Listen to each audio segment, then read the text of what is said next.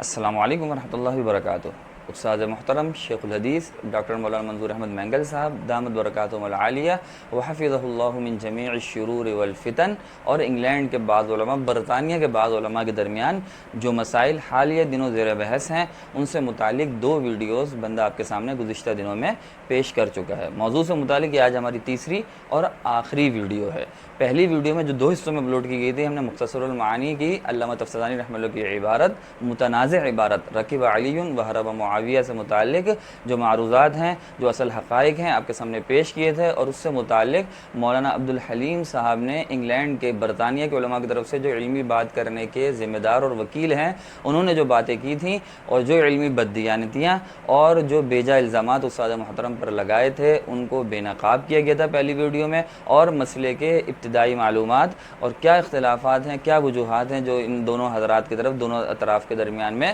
نزاعی کیفیت اختیار کی گئی ہیں، اس پہ کچھ روشنی آپ کے سامنے ڈالی گئی تھی۔ دوسری ویڈیو ہم نے بنائی تھی جس میں مفتی محمود رحمہ اللہ کا قول جو انہوں نے علامہ تفسیرانی رحمہ اللہ سے متعلق فرمایا کہ فیہ شائبۃ من الرجز، ان کے اندر رجز کی بو اور رجز کے اثرات پائے جاتے ہیں۔ اس سے متعلق استاد محترم کے ایک لفظ پہ جو ڈھنڈورا مولانا عبدالحلیم صاحب نے پیٹا تھا، یا اس سے متعلق کون سی اور دیگر بددیانتیاں کی تھیں، ان کا دوسری ویڈیو میں اظہار کیا گیا تھا۔ نیز شرح المقاصد اور شرح العقائد سے علامہ تفتزانی رحمہ اللہ کے صحابہ کرام سے متعلق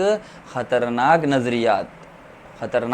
کہوں گا، اس کو متنازع نظریات نہیں، وہ خطرناک نظریات، خطرناک عقائد جو میں نے آپ کے سامنے دوسری ویڈیو میں پیش کیے کہ وہ صحابہ کرام کو بغض، بعض صحابہ کرام سے متعلق بالخصوص مشاجرات صحابہ والے جو صحابہ کرام ہیں ان سے متعلق بغض، حسد، عناد، لذات اور شہوات کی طرف مائل ہونے والے، نعوذ باللہ تعالی من ذالک، ملک اور بادشاہت کے طالب، اور عجیب و غریب الزامات، اور پھر علماء پہ توریہ کر کے ان باتوں کو چھپانے کے الزامات لگائے انہوں نے، اور کیسی عجیب و غریب باتیں شرح المقاصد میں اور شرح العقائد میں حضرت معاویہ متعلق جو فرمایا کہ ان متعلق، اور جو دوسری باتیں تھیں وہ میں نے آپ کے سامنے دوسری ویڈیو میں پیش کی تھی۔ تیسری ویڈیو یہ آج کی میں نے آپ کو بتایا آخری اس موضوع سے متعلق ویڈیو ہے۔ اگر کوئی ضرورت، جیسا کہ ان حضرات نے پہلے بھی ذکر کیا ہے، مختلف اوقات میں ذکر کرتے ہیں کہ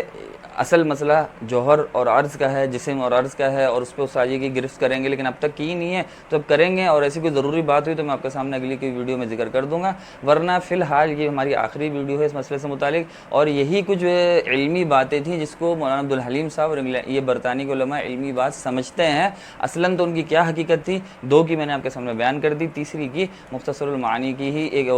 شرح عقائد ہی کی عبارت تفضیل علی سے متعلق جو ہے، اس سے متعلق کون سی علمی موشگافیاں اور بددیانتیاں مولانا عبدالحلیم صاحب نے کی ہیں، اس ویڈیو میں آپ کے سامنے پیش کر دوں گا۔ اس کے علاوہ ان کے چینل پہ ان کے ساری 15 سے 20 ویڈیوز میں جو مولانا منظور مینگل صاحب کے خلاف انہوں نے بنائی ہیں، کوئی علمی بات اور کوئی ایسی خاص بات نہیں ہے۔ حبیب اللہ مختار صاحب کی کتاب سے متعلق کچھ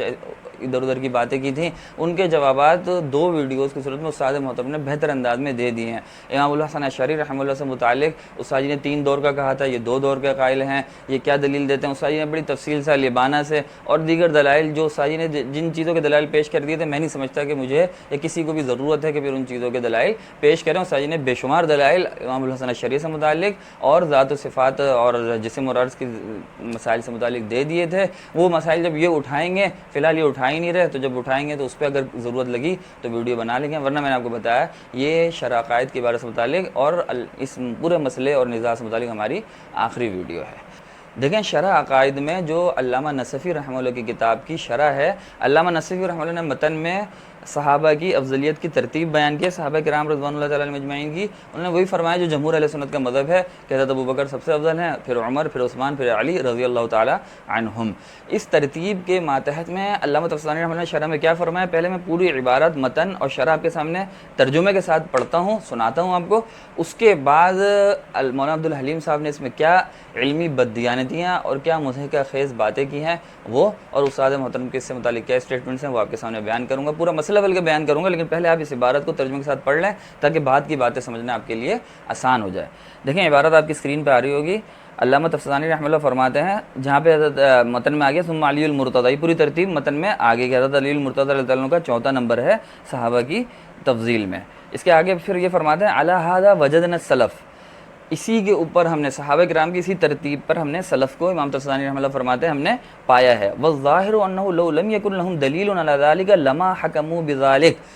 اور ظاہر سی بات ہے، ظاہر ہے، علامہ طبرانی فرماتے ہیں کہ اگر سلف کے پاس، سلف صالحین کے پاس اس کی کوئی دلیل نہیں ہوتی تو یہ حکم وہ جزمن نہیں لگاتے. انہوں نے جزمن فرما دیا نا، ابو بکر، پھر عمر، پھر عثمان، پھر علی رضی اللہ تعالیٰ عنہم، تو کوئی دلیل ہوگی ان کے پاس جس کی بنا پہ سلف صالحین نے یہ حکم لگایا. علامہ طبرانی فرماتے ہیں واما نحن، آگے کہتے ہیں لیکن ہمارا مذہب کیا ہے، میرا مذہب کیا ہے، ہم کیا کہتے ہیں اس سے متعلق. سلف صالحین نے تو کہہ دیا، ہم کیا کہتے ہیں میں آپ کو بتاتا ہوں. آگے کہتے ہیں فقط وجدنا دلائل الجانبین متعارضہ، ہم نے تو دونوں جانب کی یعنی اپنی اہل سنت کی بھی اور شیعوں کی بھی میں نے جب دلائل دیکھے ہم نے تو میں نے ان کو، شیعہ جو تفضیل علی کے قائل ہیں، بعض حضرت عثمان پہ، بعض حضرت شیخین پہ بھی، تو ہم نے دونوں جانب کے جب دلائل دیکھے تو ہمیں اس میں تعارض نظر آیا، تقابل نظر آیا. ولم نجد هذه المسألة مما يتعلق به شيء من الاعمال. باقی امام طبرانی رحمہ اللہ فرماتے ہیں کہ یہ ایسا مسئلہ نہیں ہے کہ کسی اعمال سے اس کا کوئی تعلق ہو، کسی عمل سے کوئی تعلق ہو. او یکون التوقف فی مخلا بشیء من الواجبات الدینیہ، یہ اگر ہم اس میں توقف کر لیں، ہم ابو بکر، عمر، عثمان، علی کی یہ ترتیب افضلیت کے اعتبار سے رضی اللہ عنہم کی بیان نہ کریں، توقف کر لیں کہ بھائی ہمیں نہیں پتہ کون افضل ہے کون نہیں ہے، سب ایک ہی درجے میں، تو اگر ہم توقف کر لیتے ہیں تو یہ بھی کسی واجبات دینیہ سے کے اندر مخل نہیں ہے کہ ہمارے کوئی دین کے کسی عقیدے میں اس سے خلل آ جائے. تو نہ یہ عمل سے متعلق ہے، نہ یہ گویا کہ عقیدے سے متعلق ہے یہ افضلیت. والسلف کانوا متوقفین فی تفضیل عثمان، یہ دوسرے بعض اسلاف کا انہوں نے ذکر کیا. ایک اسلاف تو انہوں نے اوپر ذکر کر دیا متن کے تحت ہی کہ اسلاف کا مطلب یہ ہے کہ چاروں کی ترتیب جمہور اہل سنت والی ہے، لیکن بعض سلف سے متعلق فرماتے ہیں امام طبرانی رحمہ اللہ کہ وہ متوقفین فی تفضیل عثمان، ان کو حضرت عثمان رضی اللہ تعالیٰ عنہ کی فضیلت افضلیت میں اختلاف تھا. متوقف تھے، وہ توقف کرتے تھے کہ حضرت علی افضل ہے یا عثمان، یعنی حضرت عثمان حضرت علی سے افضل ہیں، اس میں ان کو توقف تھا رضی اللہ عنہما. حیث جعلوا من علامات السنہ والجماعہ تفضیل الشیخین و محبت الختنین، کیونکہ اس اعتبار سے ان کو توقف تھا کہ انہوں نے فرمایا کہ علامات سنہ، اہل سنت والجماعت کی علامت یہ ہے کہ وہ شیخین کو تو فضیلت دیتی ہے لیکن ختنین سے محبت، ختنین یعنی دونوں جو آپ علیہ السلام کے داماد ہیں عثمان اور علی رضی اللہ عنہما، ان سے محبت کے قائل ہیں، تو شیخین کو فضیلت دیتے ہیں. جو اہل سنت کی تعریف کی گئی ہیں مختلف کتابوں میں اس میں یہی آتا ہے تفضیل الشیخین و محبت الختنین. شیخین ابو بکر و عمر کے تو افضلیت کے قائل ہیں وہ جمیع صحابہ میں، جمیع ناس میں، لیکن محبت الختنین، حضرت عثمان کے بارے میں افضلیت کا لفظ نہیں ہے تو ان سے متعلق، بلکہ آتا ہے محبت الختنین، دونوں داماد سے محبت کے قائل ہیں. اس بنا پہ وہ حضرت عثمان کے حضرت علی پہ افضلیت پہ گویا کہ بعض سلف توقف کرتے ہیں. والانصاف، آگے علامہ طبرانی رحمہ اللہ ان حضرات کے درمیان تصفیہ بھی کر رہے ہیں، گویا کہ جرگہ لگا کے تصفیہ کر رہے ہیں کہ میں انصاف کی بات بتاتا ہوں کہ بھائی کیا بات بہتر ہے، اس میں توقف کرنا بہتر ہے یا افضلیت دینا حضرت عثمان کو یا حضرت علی کو، ایک فیصلہ سنا دینا بہتر ہے. تو انصاف کی بات یہ کہتے ہیں انہ ان ارید بالافضلیہ کثرۃ الثواب فللتوقف جہہ، انصاف کی بات یہ ہے، بہتر بات یہ ہے کہ اگر ہم افضلیت سے مراد کثرت ثواب لیں کہ ثواب اس شخص کا زیادہ ہے جس کی افضلیت زیادہ ہے، جیسا ابو بکر سب سے افضل ہے کیونکہ ان کے عمل کے ثواب سب سے زیادہ ہیں، فللتوقف جہہ، تو امام طبرانی رحمہ اللہ فرماتے ہیں پھر تو توقف بنتا ہے، پھر تو آپ توقف کر سکتے ہیں. کیوں کر سکتے ہیں؟ کیونکہ ثواب کس کا زیادہ ہے وہ تو اللہ تعالیٰ جانتا ہے. یہ معیار تو بندے کے پاس نہیں ہے کہ کس کو کس عمل کا کتنا ثواب ملے گا، زیادہ ملے گا، کم ملے گا، کس کی نیت کتنی ہے، یہ اللہ کا اور بندے کا معاملہ ہے. تو اس میں پھر آپ توقف ہی کر لیں کیونکہ کثرت ثواب تو حضرت عثمان رضی اللہ عنہ کا ہے یا حضرت علی کا ہے یا کس کا ہے کس کا نہیں ہے، یہ ہمیں پتہ نہیں ہے. وَإِنْ أُرِيدَ، اور اگر اس سے مراد ہو کثرت ما يعدہ ذوی العقول من الفضائل فلا، اگر اس سے مراد یہ ہو افضلیت سے مراد کہ جس کو ذوی العقول فضائل شمار کرتے ہیں، کسی کے آپ علیہ السلام کے منہ سے قرآن کریم میں افضلیت آئی ہو کسی صحابی کی، آپ علیہ السلام نے مختلف حدیث میں اس کی افضلیت بیان کی ہو، تو اگر یہ جو فضائل جس کو ذوی العقول فضائل سمجھتے ہیں کہ بھائی یہ شخص افضل ہے کیونکہ آپ علیہ السلام نے اس کے بارے میں یہ فرمایا، شرح مبشرہ کے بارے میں،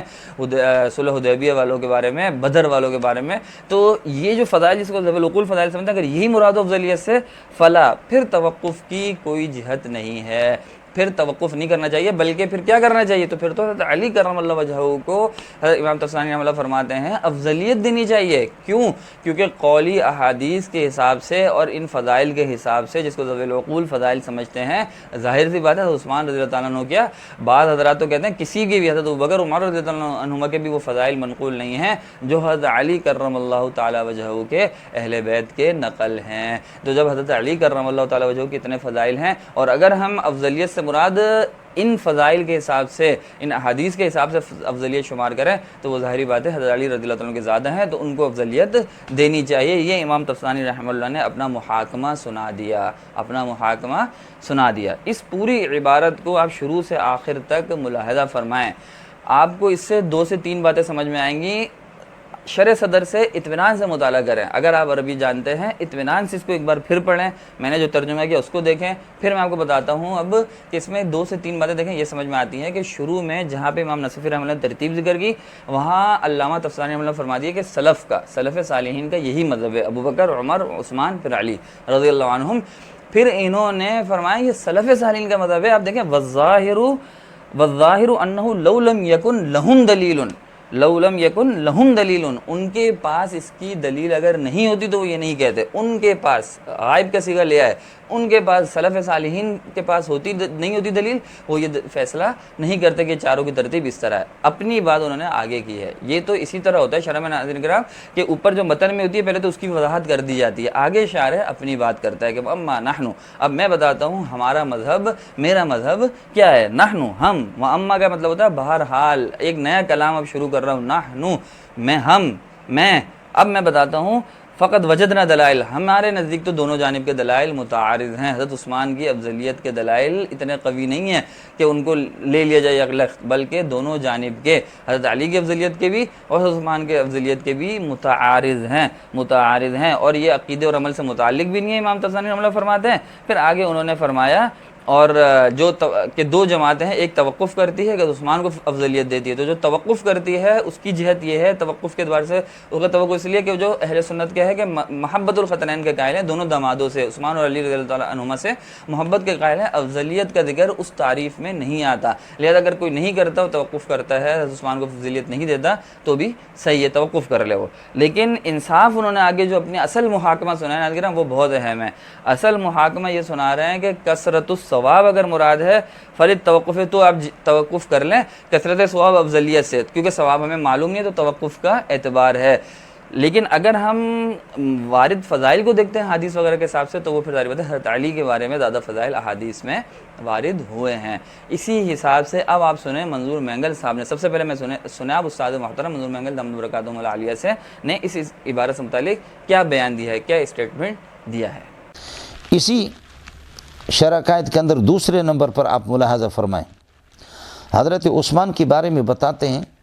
یہ طے شدہ اہل سنت والجماعت سلف کا مذہب ہے کہ حضرت عثمان ذی النورین رضی اللہ تعالیٰ عنہ پیارے پیغمبر صلی اللہ علیہ وسلم کے داماد بھی، یہ خلیفہ ثالث ہے، لیکن یہ کہتے ہیں کہ ہم حضرت عثمان کی فضیلت کو علی پر ماننے کے لیے تیار نہیں، اگر فضیلت سے ثواب مراد ہے تو اس کا علم اللہ رکھتا ہے، اور اگر فضیلت سے مناقب مراد ہے تو علی کی فضیلت یہ ہے کہ زیادہ ہے۔ یہ کس کی ترجمانی ہے؟ اس کا آپ جواب دے دیں کہ کیا آپ خود تفتازانی کو کہتے کہ حنفیہ کی یہ تائید کرتا ہے، آپ اس کے قائل ہیں؟ اور یہ بتائیں، یہ آپ نے سماعت فرما لیا، یہ بیان کس حساب سے اس عبارت کے خلاف ہے، آپ سوچیں اس بارے میں، کس حساب سے یہ بیان اس عبارت کے خلاف؟ اس میں علامہ طبرانی یہی تو کر رہے ہیں، پہلے تو انہوں نے متن کی تشریح کر دی، آگے انہوں نے بتا دیا کہ ہمارا مذہب جو ہے، اور اس کے بعد انصاف بھی کر دیا، محاکمہ بھی کر دیا کہ کثرت وارد فضائل سے اگر ہم افضلیت میں اس کو چیز کو لیں تو حضرت عثمان رضی اللہ تعالیٰ عنہ پہ حضرت علی رضی اللہ عنہ کی افضلیت کا قول کرنا ہوگا، لہذا وہ حضرت عثمان کو فضیلت دینے پہ تیار نہیں ہیں، نصفی رحمہ اللہ کی بات سے اتفاق کرنے کے لیے تیار نہیں ہیں۔ انہوں نے جو اپنی پوری بات کی ہے، جو محاکمہ کیا ہے، اس سے بظاہر کیا یقیناً یہی معلوم ہو رہا ہے کہ وہ حضرت امام نصفی کی بات جمہور اہل سنت کی بات کو لینے کے لیے تیار نہیں ہیں۔ اب میں آپ کو بتاتا ہوں کہ مولانا عبدالحلیم صاحب نے اس عبارت سے متعلق کیا نئے انکشافات کیے ہیں۔ یہ فرماتے ہیں کہ علی ھذا وجدنا سلف سے امام طبرانی رحمہ اللہ نے اپنا موقف بتا دیا، سب ختم، کتاب بند کر دو، یہاں پہ سلف کا ہم نے سلف صالحین کا یہی مذہب پایا تھا، یہ امام طبرانی رحمہ اللہ نے اپنا مذہب بتا دیا۔ تو معمہ نحنو سے آگے کیا کر رہے ہیں وہ پورے 5-6 سطروں میں؟ تو مولانا عبدالحلیم صاحب فرماتے ہیں کہ یہ تو لوگوں کے ذہنوں کو گویا کہ ریگمال سے صاف کر رہے ہیں اور ان کی جو ہے نا چمپی کر رہے ہیں کہ بھائی تم تنشید اذہان کر رہے ہیں کہ جاگ جاؤ، سو گئے، جاگ جاؤ. ایسی عجیب و غریب قسم کی کچھ انہوں نے باتیں کی کہ آگے کوئی مذہب نہیں ہے, کچھ بھی نہیں ہے, وہ علمی باتیں ہی نہیں ہیں. وہ لوگوں کے ذہنوں کو جگانے کے لیے, صحبوں کو اٹھانے کے لیے, سست لوگوں کو چست کرنے کے لیے انہوں نے کچھ باتیں کی ہیں جن کا ان کے موقف سے تعلق ہی نہیں ہے. واما نحنو, جو ہمارا مذہب بتا رہا ہوں, والانصاف, محاکمہ کر رہا ہوں جو علامہ طفطانی کہہ رہے ہیں, یہ سب باتیں وہ کسی اور کی طرف سے کر رہے ہیں. یہ کون باتیں کر رہا ہے یہ تو میں سمجھ بھی نہیں پایا کہ یہ ساری باتیں, ساری ضمیریں جب انصاف بھی کر رہے ہیں, جب محاکمہ بھی کر رہے ہیں, اور مزے کی بات آگے جو مولانا عبدالحلیم صاحب نے دلائل دیے ہیں وہاں پہ بھی 2 سے 3 کتابوں کی دلیلوں میں موجود ہے کہ علامہ طفطانی رحمہ اللہ نے جو انصاف کیا وہ غلط ہے. مجدد الف ثانی رحمہ اللہ سے متعلق انہوں نے ایک حوالہ ذکر کیا ہے, آپ کی اسکرین پہ بھی آ رہا ہوگا, وہاں اس سے یہ اپنی دلیل پکڑ لیں, لیکن انہوں نے خود کہا کہ جو انصاف علامہ طفطانی نے کیا ہے وہ غلط ہے. تو طفطانی رحمہ اللہ تو بھائی یہ سب کر رہے ہیں, یہ فرق کر رہے ہیں, اور عثمان کو افضلیت دینے پہ تیار نہیں ہیں. اپنے دلائل کہہ رہے ہیں, ہم نے متعارف پائے دلائل, ہم عثمان رضی اللہ عنہ کے افضلیت کے دلائل کو صحیح نہیں سمجھتے, اتنا اس لائق نہیں سمجھتے کہ ان کو مطلقاً فضیلت دے دی جائے. پھر انہوں نے محاکمہ کیا ہے اس کے دوران, لیکن ماتم کیا جا سکتا ہے مولانا عبدالحلیم صاحب کے عقل پہ کہ جس طرح وہ بار بار یہ دونوں حضرات جو دوسرے بھی حضرت ہیں جو ترجمان ہیں اسلام پروڈکشن کے, اللہ اکبر اللہ اکبر ایسے کرتے ہیں کہ دوسرا جیسے بیوقوف بیٹھے ہوئے ہیں سارے, اور استاد محترم کو اتنی سی عبارت بھی سمجھ میں نہیں آئی ہوگی. یہ ایسی اظہار کرتے ہیں یہ لوگ. اسی لیے میں نے یہ 3 ویڈیوز ناظرین کرام بنائی ہیں کیونکہ استاد محترم ان کی اس چیزوں کی, ان حرکتوں کا جواب نہیں دے سکتے تھے. استاد محترم نے 2 ویڈیو میں جن چیزوں کا جواب دیا ہے وہ اسی طریقے سے بنتا تھا, اپنے معیار کے مطابق ان لوگوں کے جواب دینے کا یہی طریقہ ہے استاد محترم کی طرف سے. لیکن ان کی ان حرکتوں کا جواب میں یا استاد محترم کا دوسرا کوئی شاگرد دے سکتا ہے, دیا بھی ہے اور شاگردوں نے بھی. میں بھی آپ کے سامنے یہی وعدے کر رہا ہوں کہ یہ لوگ جو آ کرتے ہیں, یہ اللہ اکبر اور یہ کیا ہو گیا, یہ تو سمجھے ہی نہیں اس باتوں کو, یہ جو ایسی الٹی سیدھی حرکتیں کرتے ہیں. آپ کے سامنے عبارت بھی ہے, اس کا ترجمہ بھی ہے, تشریح بھی ہے. مجدد رحمہ اللہ کا جو ہے وہ بھی میں نے آپ کے سامنے ذکر کر دیا, انہوں نے ہی ذکر کیا تھا. مزے کی بات یہ ہے, اور بھی دیگر آپ کسی بھی اہل علم سے پوچھ لیں. طفطانی رحمہ اللہ کا میں نے جو پچھلی 2 ویڈیوز بنائی اس میں جو شرح مقاصد شرح عقائد سے جو میں نے انکشافات آپ کے سامنے ان کے عقائد سے متعلق کیے ہیں کہ کس طرح کے نظریات کے حضرت معاویہ رضی اللہ عنہ اور دیگر صحابہ جو مشاجرات میں شامل تھے قائل ہیں. تو اس میں آپ سمجھ لیں کہ جب عثمان رضی اللہ عنہ بھی بنو امیہ سے تعلق رکھتے ہیں تو ان سے متعلق بھی امام طفطانی رحمہ اللہ کے دل میں کیا چیز آ سکتی ہے, کیا چیز ان کے نظریات میں آ سکتی ہے کہ اور وہ کیسے حضرت علی رضی اللہ عنہ کو افضلیت دینے پہ راضی ہو سکتے ہیں. تو ایک بات تو مولانا عبدالحلیم صاحب نے یہ کی ہے, بار بار کی ہے کہ وہاں پہ وہ, میں آپ کے سامنے کچھ ان کے کلپ چھوٹا سا پیش بھی کر دیتا ہوں کہ وجدنا سلف سے بات ختم ہو گئی, کتاب بند کر دو, آگے جو ہے وہ ذہن کو ابھارا جا رہا ہے, ذہن کو چست کیا جا رہا ہے. تو خلاصہ یہ ہے کہ وہ یہ ثابت کرنے کی کوشش کر رہے ہیں کہ حضرت علامہ طفطازانی تفضیل علی علی عثمان کے قائل ہے. میں نے جب شرح عقائد اٹھائی اور اس کا تھوڑا سا مطالعہ کیا تو اللہ اکبر, عقل آدمی کی حیران ہو جاتی ہے کہ یہ کتنا بڑا جھوٹ انہوں نے گڑا علامہ طفطازانی رحمۃ اللہ علیہ کے خلاف. یہ کتنا بڑا بہتان ہے اور اتنا بڑا جھوٹ ہے. یا تو حضرت مولانا کو وہ عبارت سمجھ میں نہیں آئی اور جلد بازی میں انہوں نے اس عبارت کو پڑھ لیا اور اس کا سیاق سباق دیکھا ہی نہیں ہے, یا تو انہوں نے, اور ان کو غلطی ہوئی, یا تو انہوں نے جان بوجھ کر اپنا دفاع کرنے کے لیے اور اپنی بات کو ثابت کرنے کے لیے ایک اتنے بڑے امام پر انہوں نے جھوٹ باندھا ہے. اس کے بعد علامہ طفطازانی رحمۃ اللہ علیہ اپنی شرح کا آغاز کرتے ہیں, فرماتے ہیں کہ علی ھذا وجدنا, یعنی علی ترتیب المذکور, اگر وہ اس کے نیچے دیکھا جائے تو علی ترتیب المذکور, یعنی یہ جو ترتیب علامہ نصفی نے بتائی ہے اسی ترتیب پر ہم نے ہمارے اسلاف کو پایا. اور یہ جو جملہ ہے یہ بہت اہم جملہ ہے پوری بحث میں. علی ھذا وجدنا السلف, اسی ترتیب پر ہم نے ہمارے اسلاف کو پایا. پھر دیکھیے کیا فرماتے ہیں علامہ طفطازانی, وَالظَّاهِرُ أَنَّهُ لَوْ لَمْ يَكُنْ, کہ دیکھیے ہم اس کتاب کو کیوں پڑھاتے ہیں, تنشیط اذہان کے لیے. تو تنشیط اذہان, ابھی یہاں وہ تنشیط اذہان کر رہے ہیں, وہ طلباء اور مدرسین کا ذہن کھول رہے ہیں. اب یہ جو باتیں آگے آ رہی ہیں یہ علامہ طفطازانی کا موقف نہیں ہے, انہوں نے اپنا موقف بیان کر دیا ہے. کہ ہمارا موقف وہ ہے جو سلف کا موقف ہے، کیونکہ ان کے پاس اس پر دلیل تھی. ابھی وہ طلباء اور مدرسین کا ذہن کھول رہے ہیں. تو فرماتے ہیں وہ چند وجوہات پیش کریں. وہ کہتے ہیں وَأَمَّا نَحْنُ فَقَدْ وَجَدْنَا دَلَائِلَ الْجَانِبَيْنِ مُتَعَارِضَةً وَلَمْ نَجِدْ هَذِهِ الْمَسْأَلَةَ مِمَّا يَتَعَلَّقُ بِهِ شَيْءٌ مِّنَ الْأَعْمَالِ. تو وہ کچھ وجوہات پیش کرتے ہیں. وہ کہتے ہیں کہ یہ جو بہرحال اگر ہم اس ترتیب کو نہ دیکھیں اور اس کے دلائل کو ہم نہ، اب سنیے، تو مطلب یہ ہے وہ ان لوگوں کا موقف بیان کر رہے ہیں جنہوں نے توقف کیا، اپنا موقف بیان ہی نہیں کر رہے ہیں. تو حضرت مولانا منظور میگل صاحب دامت برکاتہم یہ کس طرح ان پر الزام لگا سکتے ہیں کہ انہوں نے یہاں حضرت علی کی افضلیت، حضرت عثمان کی افضلیت کا انکار کیا؟ میں آپ سے حضرت سوال کرتا ہوں کہ یہ جو معنی آپ نے نکالا کہ حضرت عثمان کو افضلیت دینے سے وہ انکار کر رہے ہیں حضرت علی پر، یہ کون سے الفاظ سے آپ لے رہے ہیں یہ معنی؟ تو میں آپ کو حضرت ایک یعنی سوال ہے کہ یہ جو معنی آپ نے نکالا ہے یہ کون سی لفظ سے، کون سی عبارت سے، کون سا جملہ ہے یہاں جہاں سے یہ معنی نکل رہا ہے کہ میں حضرت عثمان کو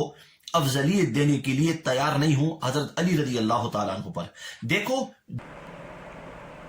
یہ بات آپ نے ملاحظہ فرما لی. آگے عبدالحلیم صاحب نے یہ ذکر کیا کہ اگر بالفرض ہم مان لیں، پہلے تو یہ ہے نہیں، کتاب تو بند کر دیا آپ نے، لا ھذا وجدنا سلف کہتے ہی تفسانی مولانا نے اپنا عقیدہ ذکر کر دیا اور سلف کا وہی ہے. نیچے والے جو سلف کا ذکر کیا ہے امام تفسانی کے بعد سلف اس کے بھی قائل ہیں کہ افضلیت نہیں دینی چاہیے، اور جو اپنا محاکمہ کیا وہ سب دوسری بات ہے. یعنی احسان کیا ہے ہم سب پہ کہ انہوں نے کہا اگر ہم تسلیم کر لیں، ویسے تو میں کتاب بند کر دینی اللہ وجدنا سلف کہتے ہی امام تفسانی کے کہ انہوں نے جمہور کے مذہب کو لے لیا، لیکن اگر ہم کتاب کھول لیں کہ بھائی آگے بھی کوئی باتیں کر رہے ہیں وہ 5-6 لائنوں میں، اور وہ بالفرض والمحال ہم تسلیم کر لیں کہ جیسے کہ قرآن کریم آتا ہے نا کہ بالفرض اگر تسلیم کر لو کہ 2 خدا ہیں 2 اللہ ہیں تو فساد ہو جائے گا. اسی طرح فرض کر لیں، بس بڑا احسان ہوگا آپ کا کہ امام تفسانی رحمہ اللہ حضرت علی کو فضیلت دے رہے ہیں، افضلیت دے رہے ہیں حضرت عثمان پہ. تو پھر انہوں نے جو انکشافات کیے ہیں نا عبدالحلیم صاحب نے، دھڑ دھڑ دلائل دیے ہیں، یہ کتاب وہ کتاب، 8 سے 10 کتابوں کے حوالے لیا ہے کہ حضرت علی کو حضرت عثمان رضی اللہ عنہ پہ افضلیت دینا کوئی قابل گرفت مسئلہ نہیں ہے، اور بہت سے اسلاف نے افضلیت دی ہے. یہ وہی بات ہے جو میں نے آپ کو پچھلی ویڈیو میں ذکر کی تھی. تفتزانی رحمہ اللہ کی عبارتوں کو آپ دل سے لگائے رکھیں گے نا تو آپ نے ایسی حرکتیں ہی کرنی ہیں کہ آپ تفضیلی شیعہ بن جائیں گے اور آپ فضیلت عثمان،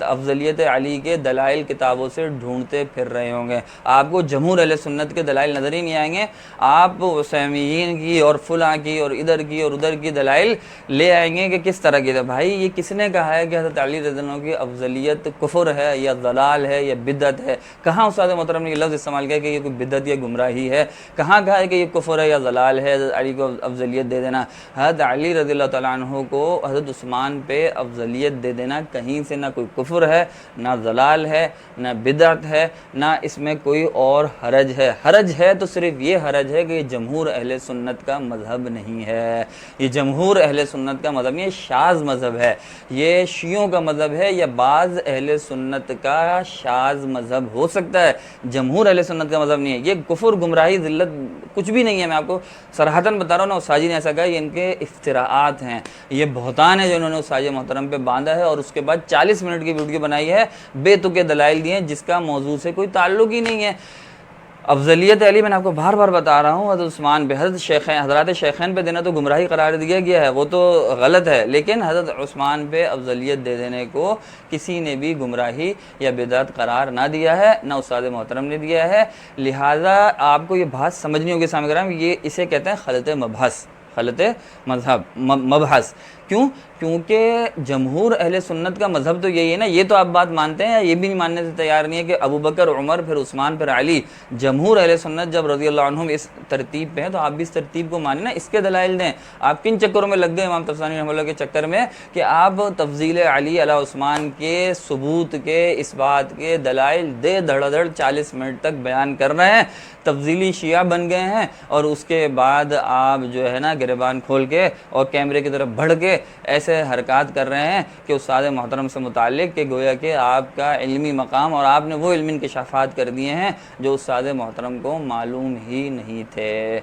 یہ آپ ہی کر سکتے ہیں. میں آپ کو بار بار بتا رہا ہوں یہ دوسرے کسی بندے کے بس کی بات نہیں ہے. ایسی حرکتیں اور ایسے انکشافات اور ایسی علمی صلاحیتوں اور علمی قابلیتوں کا اظہار آپ سے ہی ممکن ہے. مولانا عبد الحلیم صاحب عام بندہ عام عالم ایسے اظہار نہیں کر سکتا. علامہ تفسانی رحمہ اللہ کی سیدھی سی عبارت ہے, انہوں نے حضرت عثمان کو حضرت علی پہ افضلیت دینے کے لیے تیار نہیں ہے. یہ جمہور اہل سنت سے مذہب سے ہٹا ہوا ایک مذہب ہے, منحرف مذہب ہے. یہی بات استاد جی نے کہ یہی بات آپ بھی مان لیں, بات ختم ہو جائے گی. اب آپ اس کو گھما پھرا کے کسی طریقے سے, ایک تو امام تفسانی رحمہ اللہ کی بات ہی اللہ وجدنا سلف پہ کتاب بند کر دے رہے ہیں, آگے آپ کہہ رہے ہیں کہ ذہن چست کرنے میں لگے ہوئے ہیں, اور دوسرا یہ کہ تنشید اذہان میں لگے ہوئے ہیں, اور دوسرا یہ کہ اگر ہم بالفرض مان بھی لیں تو پھر تفضیل علی کے دے دھڑ دھڑ حوالے ذکر کرنا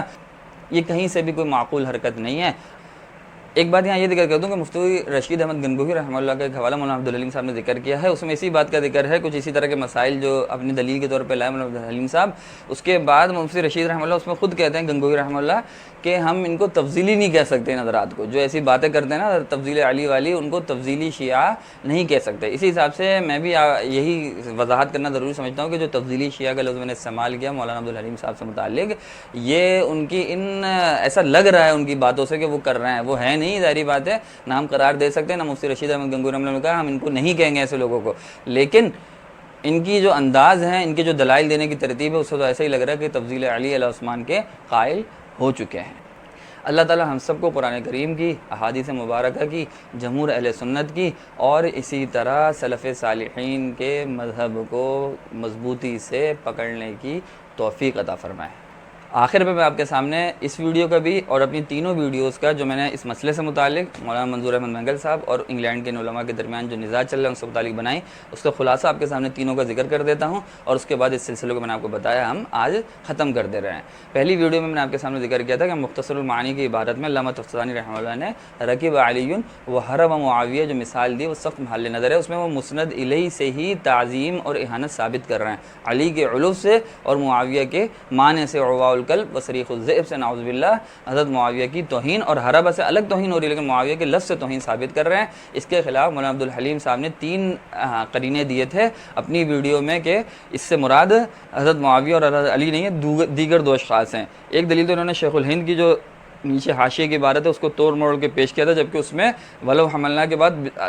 وضاحت کے ساتھ یہ بات موجود ہے کہ ہر صورت میں یہ سوء ادب اور توہین پہ مبنی عبارت ہے. معاویہ سیدنا معاویہ رضی اللہ عنہ کی اس میں توہین ہوتی ہے. تو ایک قرینہ ان کا ہی باطل ہو گیا تھا. دوسرا قرینہ انہوں نے یہ دیا تھا کہ یہ کوئی جنگ صفین کا واقعہ ہے, اور جنگ صفین میں تو یہ ہوا ہی نہیں تھا کہ حضرت معاویہ بھاگ گئے, لہذا سے 2 الگ اشخاص مراد ہیں. یہ بھی ایک بیتوقی سی دلیل تھی, ان کی قرینہ تھا. اور تیسرا قرینہ انہوں نے دیا تھا کہ شرع عقائد وغیرہ میں ان کے عقائد موجود ہیں, تو اس مثال سے ان کا عقیدہ خزنہ کی حضرت معاویہ سے متعلق وہاں انہیں جمیع صحابہ کی عدالت کی ہے. یہ بھی ایک بیتوقی سی بات تھی. میں نے آپ کو پہلی ویڈیو میں ذکر کیا تھا کہ جمیع صحابہ کی عدالت کہنے سے حضرت معاویہ کی عدالت ثابت نہیں ہوتی. بہت سے شیعہ, بہت سے لوگ پاکستان, ہندوستان, ایران میں موجود ہیں جو جمیع صحابہ کی عدالت کی بات کہہ کے اس سے مراد ان کے نزدیک ان کے مخصوص صحابہ ہوتے ہیں حضرت معاویہ, حضرت ابو سفیان رضی اللہ عنہما اور دیگر مشاجرات والے صحابہ کو وہ صحابی ماننے کو اگر تیار نہ ہو تو آپ کیسے ان کا عقیدہ ادھر سے ثابت کر سکتے ہیں. جو بات دوسری ویڈیو پھر اب آ جاتے ہیں دوسری ویڈیو پہ, اس سے بہتر انداز میں واضح ہو گئی. پہلی میں نے وہ وضاحتیں نہیں کی تھی کسی وجہ سے, لیکن پھر دوسری میں جب باتیں سامنے آئیں تو پھر میں نے ساری چیزیں آپ کے سامنے کھول کے رکھ دی کہ شرح مقاصد میں کس طرح وہ ان صحابہ کرام کو مشاجرات والے کو طلب جاہ, طلب مائل شہوات واللذات اور اس طرح حسد, بغض,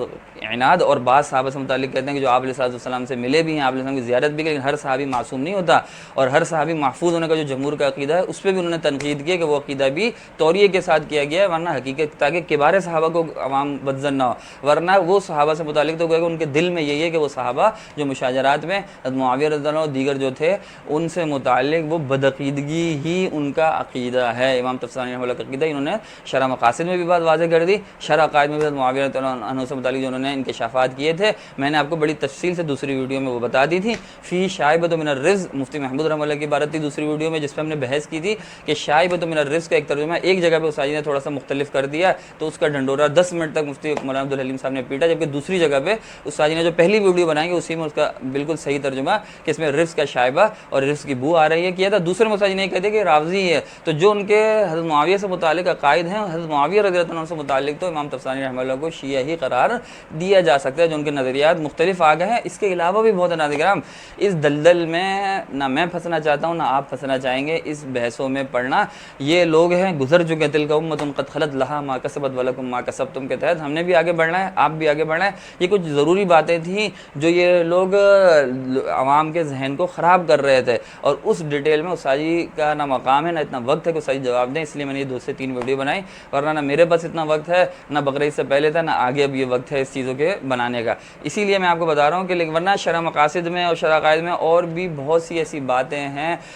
جو بالکل شیعیت کی طرف ان کے ذہن کے اس مسئلے میں حضرت معاویہ اور ان مشاجرات سے متعلق مائل ہونے کی واضح دلائل ہیں. آپ مانیں یا نہ مانیں، جو ساجی نے فرمایا نا تو مان نہ مان میں تیرا مہمان، جب انہوں نے باتیں ایسی کی ہیں علامہ طبرانی سے تو آپ کو ماننا پڑے گا. اگر آپ ماننے کو تیار ہے، اگر آپ ہٹ دھرمی پہ اترے ہوئے تو اس کا کوئی حل مسئلے کا نہیں. ہمارے ذمہ تھی وضاحت کرنا. میں نے دوسری ویڈیو میں بھی آپ کے سامنے امام طبرانی عمل کا قائد واضح کر دیے. فی شائبۃ من الرزق، ساجی نے ایک جگہ اگر یہ کہہ دیا اس پر ڈنڈورے پیٹنا آپ ہی کا کام ہے. عام بندہ یہ کام ایسی حرکتیں نہیں کر سکتا کہ آپ کو شاب یشوب و قاموس الوحید کھول لیں، اس میں شائبہ کا مطلب دکھانا شروع کر دیں. یہ حرکتیں آپ ہی کر سکتے ہیں. مولانا حلیم صاحب یہ چیزیں ادب کے ساتھ عرض کر رہا ہوں، آپ کے شائن شان نہیں ہے، آپ کے مرتبے کے لائق، آپ کے داڑھی میں موجود سفید بالوں کے لائق نہیں ہے. لیکن آپ نے جو حرکتیں اور یہ جو آپ نے قاموس الوحید کھول کے دکھائی ہیں لوگوں کو، اس سے جو آپ نے لوگوں کے دماغ کو ساجی سے متنفر کرنے کی کوشش کی ہے، یقین کریں کبھی متنفر نہیں ہوگا. اور بڑھ رہے ہیں اس ساجی کے درجات، اس ساجی کی مقبولیت اور بڑھ رہی ہے. برطانیہ آنے سے آپ کو کیا تکلیف ہوئی ہے، کیا مسئلہ ہوا ہے، یہ اللہ جانتا ہے. میں نے آپ کو شروع میں بتایا اس ساجی کا معاملہ ہے، آپ کا معاملہ ہے. لیکن ایسے بے جا الزامات لگانا آپ کو زیب نہیں دیتا. تیسری ویڈیو میں، آج کی ویڈیو میں ہم نے کیا کہا وہ تو آپ کے سامنے خود ہی آ گیا ہے. شرح عقائد کی عبارت